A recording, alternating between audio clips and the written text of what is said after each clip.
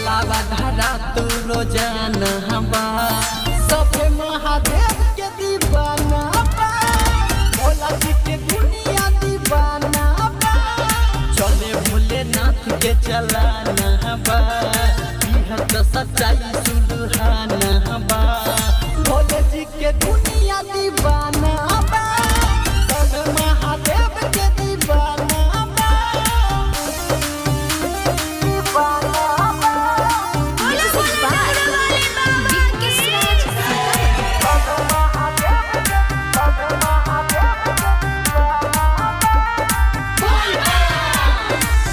गेरुआ रंग में रंगाइल बा सभे सभे मगन भक्ति भाव में केहू पूजा ताटे काशी बनारस केहू पूजा ताटे गाँव में केहू पूजा ताटे गाँव में गेरुआ रंग में रंगाइल बा सभे सभे मगन भक्ति भाव में केहू पूजा ताटे काशी बनारस केहू पूजा ताटे गाँव में कमरियन के लागलिया न जाना बा भंगिया के गोला भई खाना बा सभे महादेव के दीवाना बा भोला जी के दुनिया दीवाना बा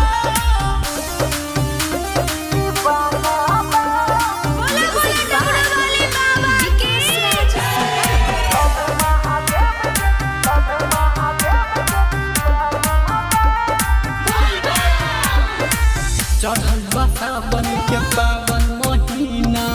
गजल लगाता नजारा हो सजल बा मंदिर सुनाता शिव चर्चा गजल लगाता देव घरवा हो गजल लगाता देव घरवा हो चढ़ल बा सावन के पावन महीना गजल लगाता नजारा हो सजल मंदिर में सुनत शिव चर्चा गजल लगाता देव घरवा हो मन में न खुशी के ठिकाना बा गावत नीरज पीपर से गाना बा भोले जी के दुनिया दीवाना बा सभे महाकाल के दीवाना बा धमाका रिकॉर्डिंग स्टूडियो किशनगंज।